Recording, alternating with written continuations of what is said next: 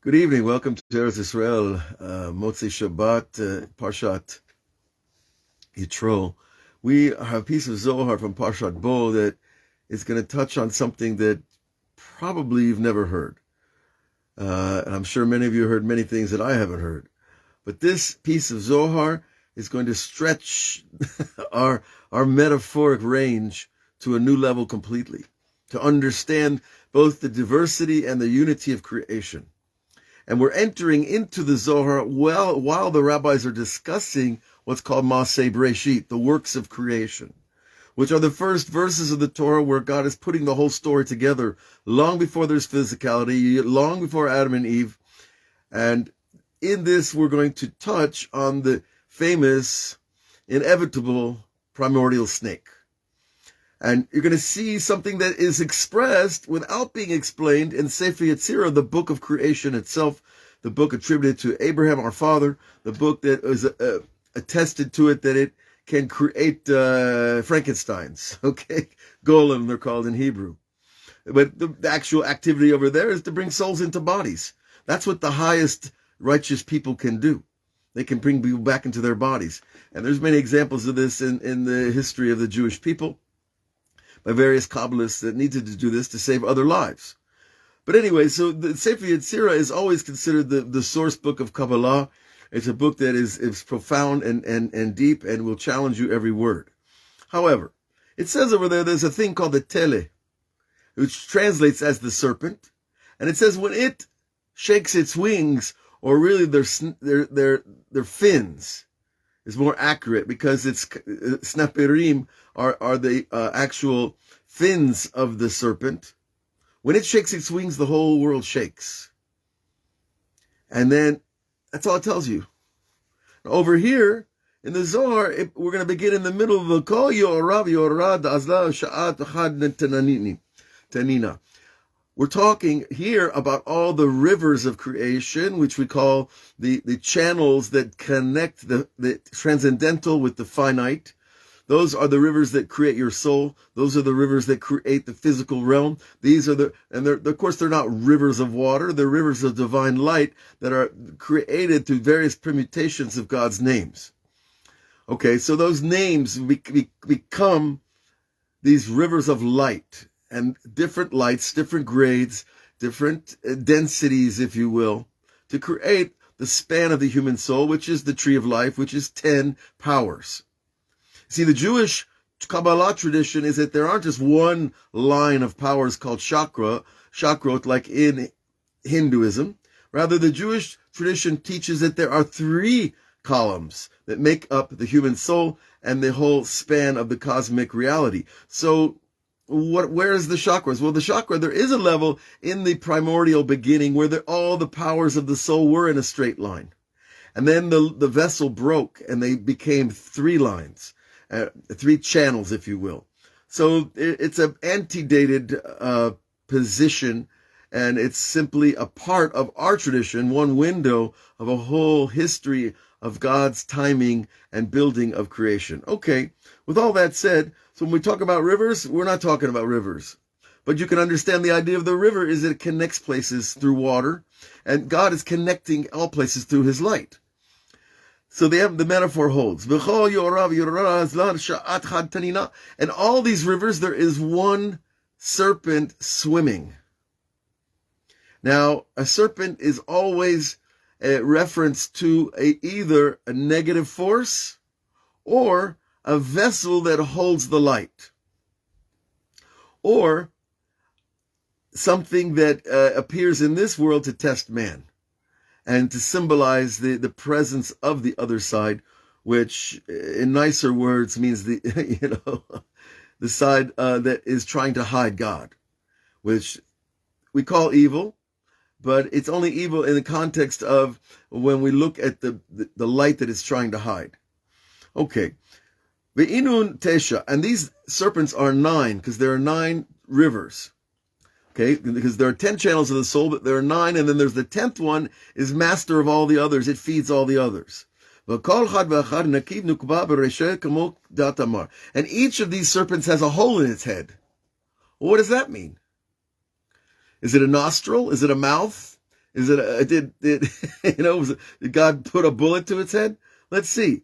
Shibarta Rashei Taninim, it says about Hashem in the Tehillim, God broke the heads of the serpents. Now, in that context, that tanin can also be translated as crocodile, which it is commonly today. What are these holes? Va'afilu ha'itanin gagadol, and even the great serpent, the primordial, the first serpent, ha'chiu, so too he, begin to kuluhu nafchin ruchin, because all of them blow spirit out of their head through that hole. Velo latata, but they only send the spirit upward, not downward. Now, why is that important to us? We're talking about a non-physical plane. We're talking about where God is pushing together the forces of creation to structure reality before he makes man. So these serpents each have a spirit, a power, that they can effuse into the world through this hole that's in their head. So hang on. So in both verses, God, the Zohar, plays on the connection between the verb bara or vayivra, meaning to create. That God created the heavens and the earth, and God created also these Ktaninim Gedolim, which some people translate as the dinosaurs also. So there's depends on where you look, you're going to find different opinions about that. But clearly there was something very big roaming this planet long before, before New York City showed up. Now, this is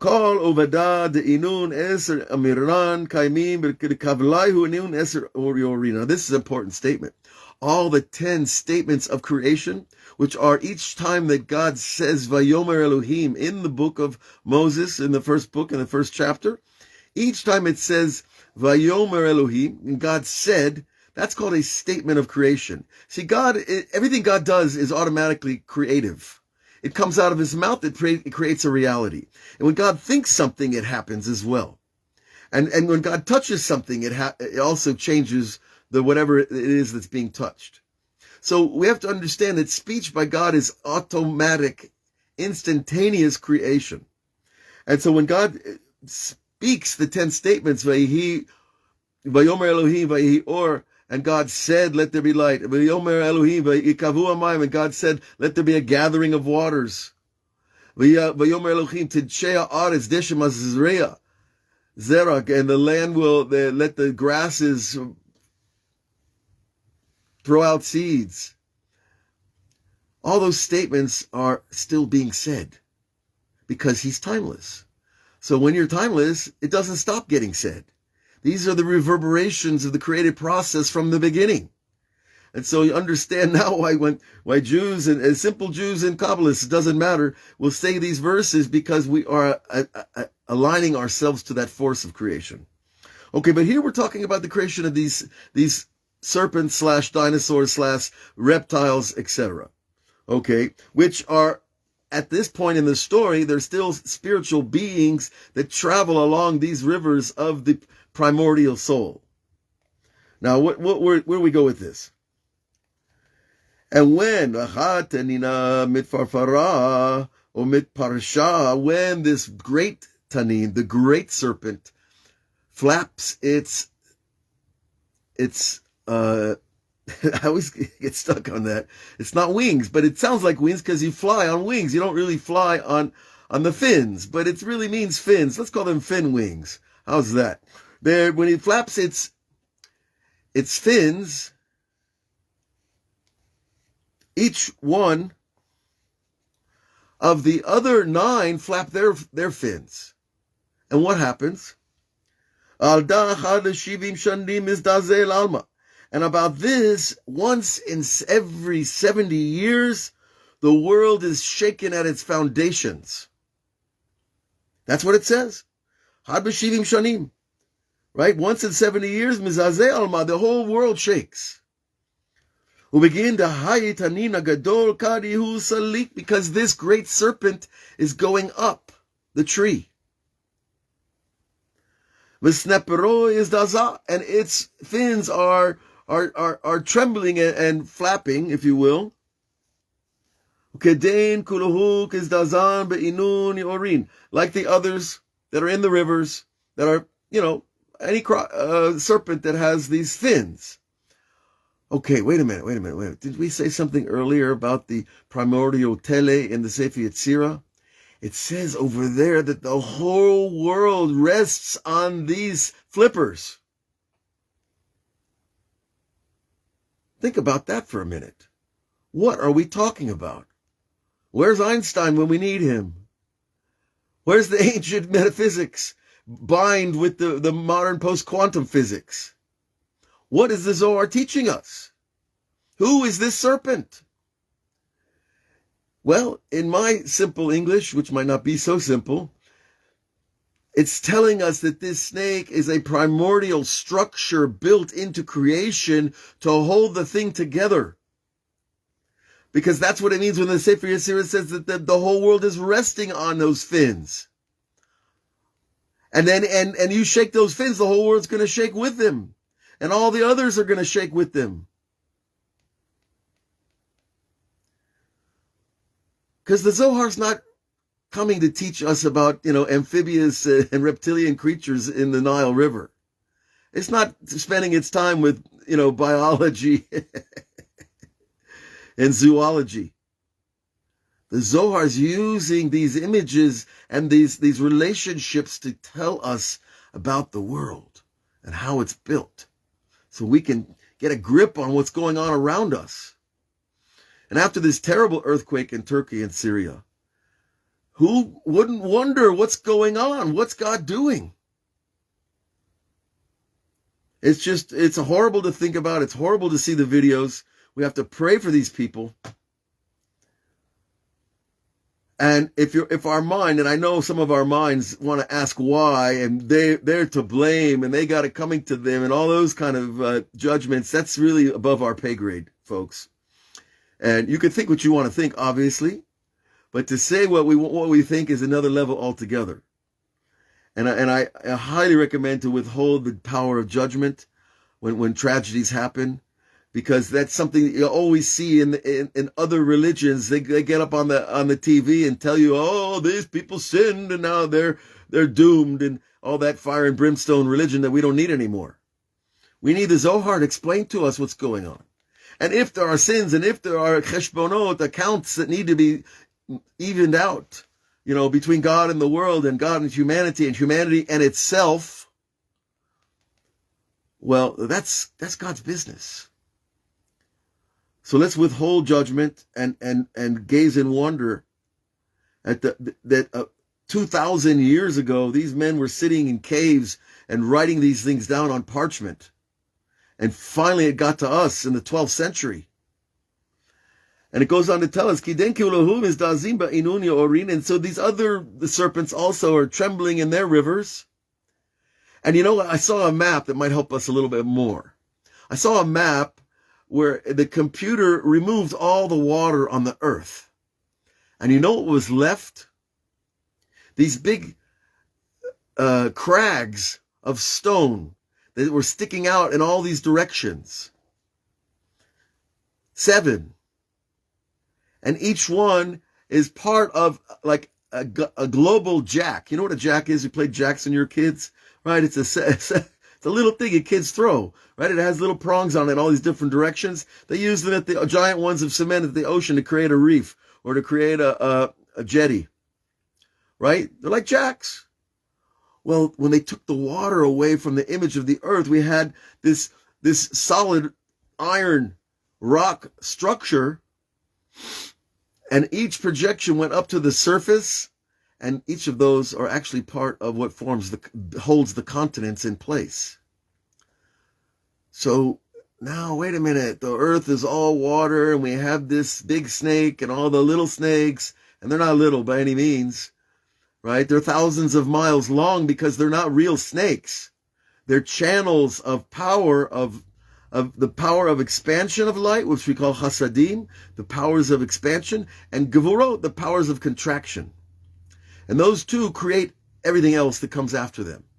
Because there has to be a vessel, and the vessel has to be filled with light, and the light that fills the vessel has a place to go by having that vessel. So they need both. You need both. You need a light bulb and you need the light inside it. If one is missing, the other is diminished. or is destroyed.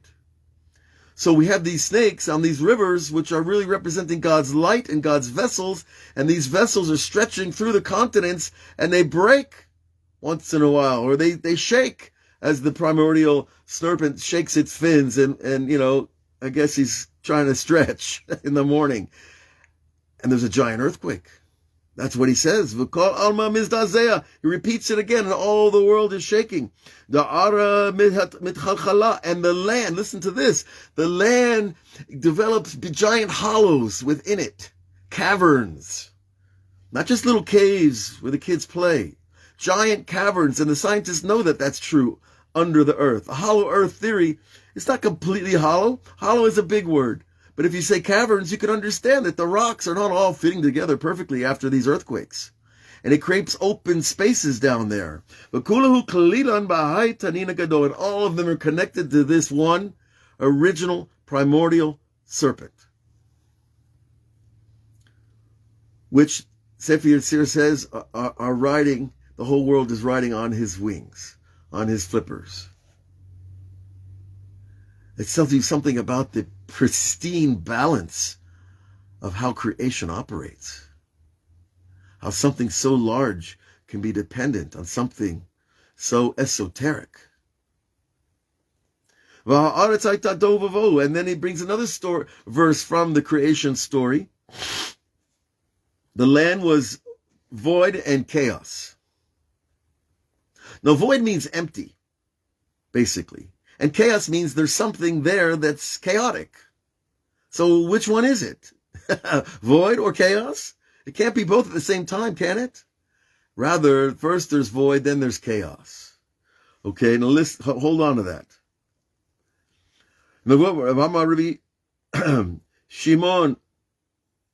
Now, Rabbi Shimon jumps in here and praises his students. He's been listening because to their discourses, and he jumps in right here. He doesn't explain to us what the connection is to void and chaos, but he will. And Rabbi Shimon says, "Ovada de bereshit chavraya la'anbe." The students are speaking about the works of creation. They're not talking about rivers and crocodiles. That they know about these secrets. Aval there are few, very few people that know these things.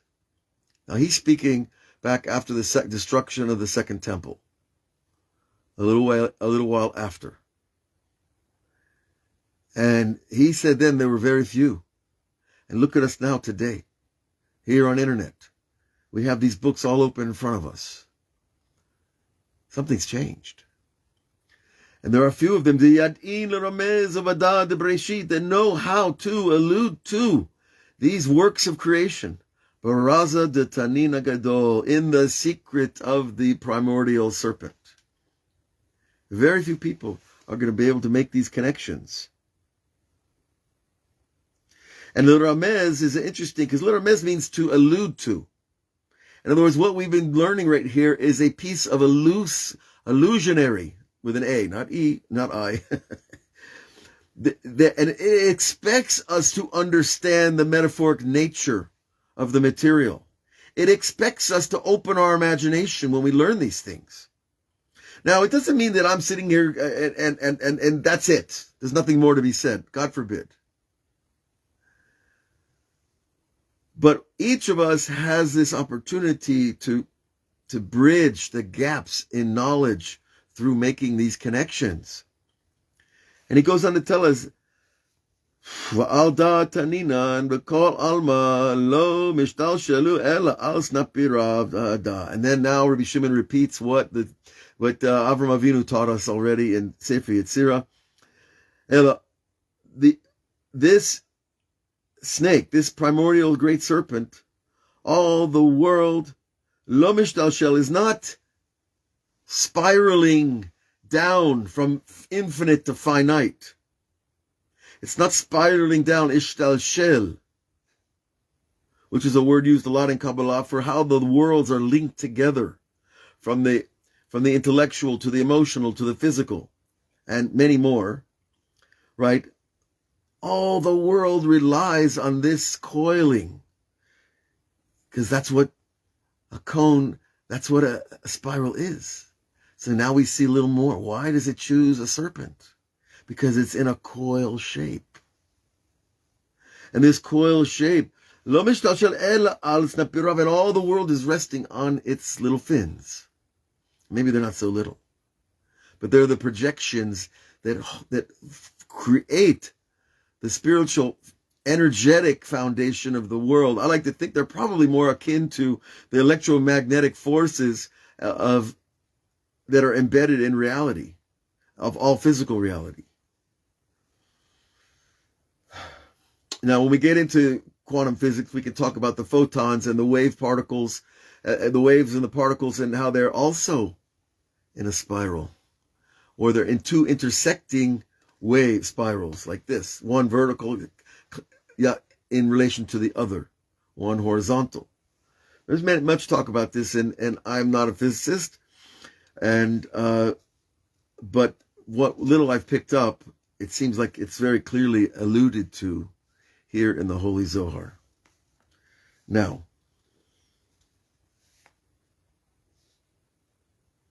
we go back, Tachazeh, come and see, Aretz haita tova vohu. The world was void and in chaos. Taninan haita vokim kimna begin davahai ora kadmaed the kamran. Well, he says that there was at this time still this primordial snake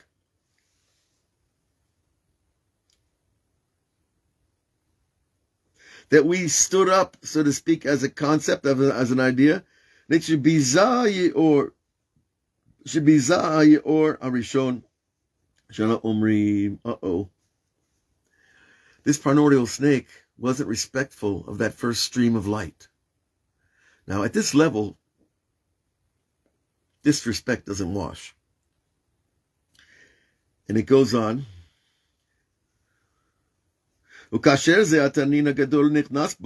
the great serpent went into that river of light, in other words, when there was a union between the light and the vessel, between the power of expansion and the power of contraction, as mitmale v'shotef v'doech nitzotzot sheniklatu ke'elu olamot shenichravu b'rishonah.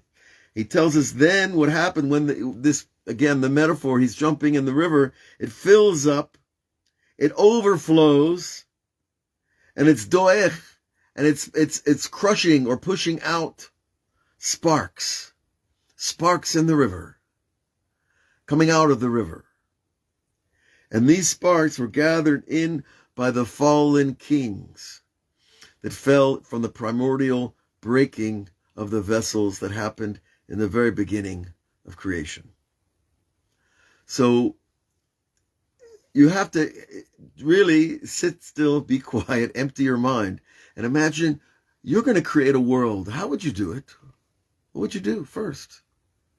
Grab a paintbrush, a board, some nails, a hammer? No, you'd first think, well, where am I going to build this thing? And then you say, well, look down at yourself and you say, well, I'm an infinite being. How can I build it anywhere else? I'm everywhere. God says, well, I guess I'll have to build it in myself.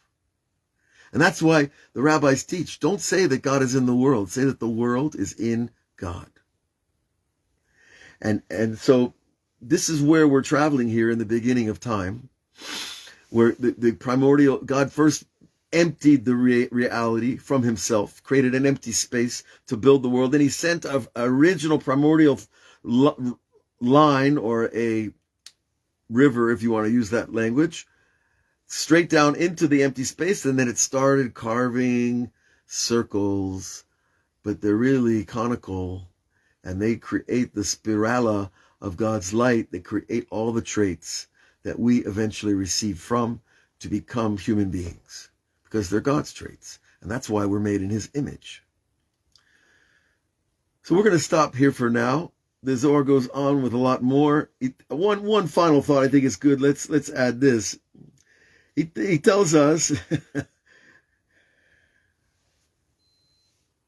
I'm going to say in English outside, if it was not for the feminine aspect of the snake, the whole world would have been destroyed again.